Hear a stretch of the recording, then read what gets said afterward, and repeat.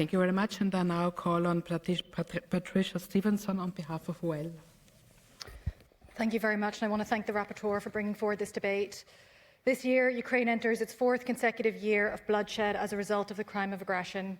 We've seen significant progress in establishing the legal framework for a special tribunal, and that is historic. It's a massive step in the right direction for accountability.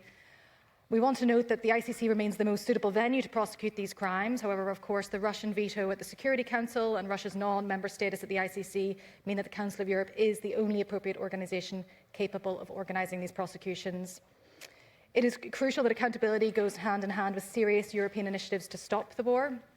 Since Putin's crime of aggression, over 220,000 children have been abducted by the Russian state. At least 700 have their lives tragically ended, and over 2,300 are reported missing.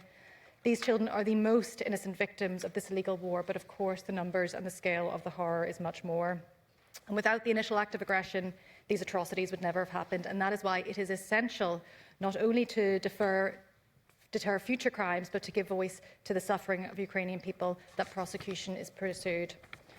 Although the Tribunal statute was a hard-won compromise, it isn't without its flaws. NGOs, including Amnesty International, have raised serious fears that immunity clauses will shield those most responsible from meaningful consequence. The Tribunal cannot allow immunities to become impunity. Those who bear the greatest responsibility for the crime of aggression must not escape prosecution. Funding, of course, is another major concern. I know the EU has provided 10 million to fund the advanced team. That's a welcome development, but it's only a fraction of the 75 million per year the Tribunal is expected to require.